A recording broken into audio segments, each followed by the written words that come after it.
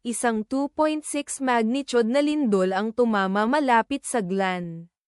Sarangani, Pilipinas ngayon noong ika-27 ng Hunyo. 2026 sa alas 12:30 lokal na oras.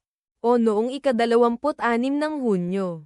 2026 sa 16:18 Coordinated Universal Time. Tulad ng iniulat ng pagtuklas ng bulkan sa website nito.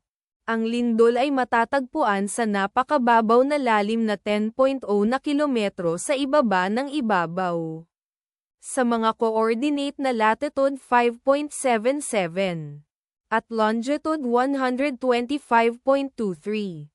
Ang eksaktong magnitude, epicenter at lalim ng lindol ay maaaring baguhin sa loob ng susunod na ilang oras o minuto habang sinusuri ng mga seismologist ang data at pinipino ang kanilang mga kalkulasyon o habang inilalabas ng ibang mga ahensya ang kanilang ulat.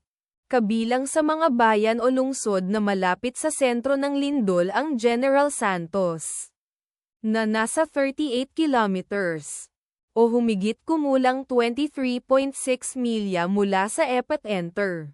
Polomolok, South Cotabato, na nasa 53 kilometers o humigit kumulang 32.9 milya ang layo. Surala, South Cotabato, na nasa 86 kilometers o humigit kumulang 53.4 milya ang layo. Ang inirerekomendang pagkilos ay maging mapagbantay para sa mga posibleng aftershocks na maaaring mangyari.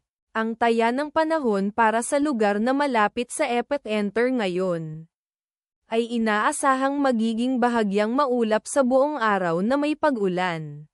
Ang bilis ng hangin na hanggang 2.2 miles per hour mula sa hilagang silangan. Ipagdasal natin na ang lindol na ito ay hindi magkaroon ng malaking epekto sa ating mga kapatid doon. At wala ng lindol. Amen.